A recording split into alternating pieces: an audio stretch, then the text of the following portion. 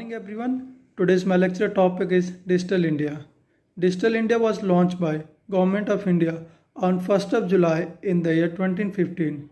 The main aim of launching Digital India is to empower the people to related to electronic means, online infrastructures and digital transactions which they can do very easily because in current scenarios the technologies are proliferating at very rapid rate, so the people living in the semi-urban and village area or in the remote areas, they have a problem with online transactions, whether it is booking tickets on train or whether doing payment through Paytm or e-phone or e-wallets. So some of the codes which are the main propaganda of Digital India to deliver the government services to to literate the people for the digital transactions, and thirdly to make a safe platform for the people for both urban as well as the rural areas. Apart from this, there are various other digital programs which has been launched by the governments to strengthen the digital India. So like Bharat Mala project, Sagar Mala projects, industrial corridors, freight corridors, Make in India, and Udan RCS. So the main point come out from Digital India is to improve the internet connectivity all over India so that the people can do the transactions and learn through various portals without any inconvenience. So moving to the next point, some of the pros of Digital India is that there during this pandemic, everyone is relying on digital platform, whether for the job or for to learn something new. So it come as a boon or as a blessing for the people because in this pandemic it is not possible to go outside because of this deadly virus. And secondly, there are lot of study materials are available on digital platform through which anyone can get access to those. It doesn't matter whether that person is rich or poor. And thirdly, digital locker, like it's very popular. Like if you want to save your documents of schools, colleges, or any other documents which are very confidential, so you can save it, and you just have to provide one OTP password which you don't have to share with other people. And the next one is eKranti. So eKranti is one of the best mobile platform through which like all the government's schemes and services will be there, and you can even complain if you face any grievance. So and some of the other positive of Digital India are like it created 1.7 crore job directly, and if we talk in indirect manner, so around 8 crore job. So due to this, people are getting job, and secondly, people are getting much educated related to digital transactions, and it become very easier because earlier we have to go in a bank in order to do transaction in order to withdraw money, but due to Digital India you can do you can do the payment through online platforms like through phone pay, Bharat Pay.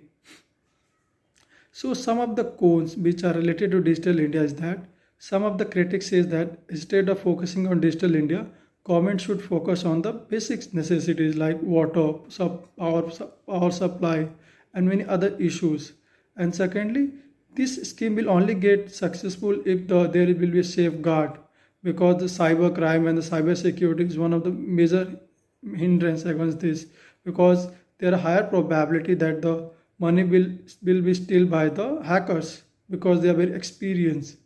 And so the next negative point is that like the in some of the cases the government does not tell what will be the consequences of the repercussion if something bad happens, so they have to come up with better policies and the laws which can overcome all these challenges.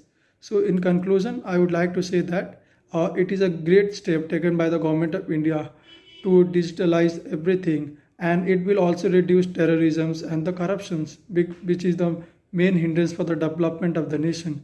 Thank you everyone. Jai Hind. A very good afternoon to all my friends. Today's our lecture topic is Digital India. Digital India is a campaign which was launched by the government of India in 2015 to transform India into digital empowered society and economy. Its main motto is to power to empower, which means to uplift the uses of electronic products and the services.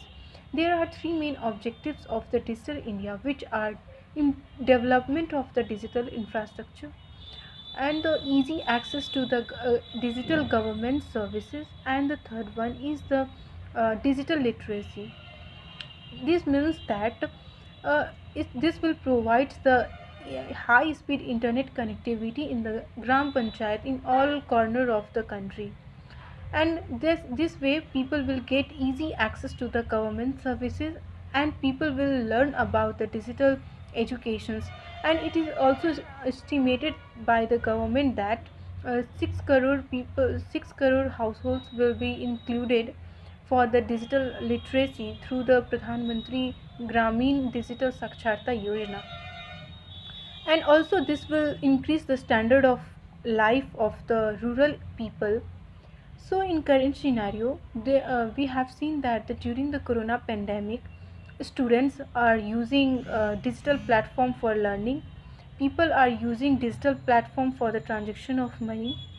Court session is going online, and also people are lodging file against any people are which is also going online.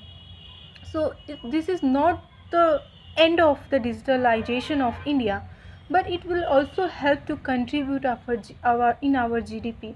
It is estimated that the it will include contribute 1 trillion GDP by the 2025 through the digitalization of India. Recently, our government introduced a PM Vani. Through this, if a person who has not able to purchase the data pack and who is living in the remote areas, so they can use the Wi-Fi or through the PM Vani. So these are the initiatives which are taken by the our government, and this will also not only this will include in the economic, but also it will help in the environmental issue. Now we have seen that our environment and the climate changes is a big issue in the recent scenario.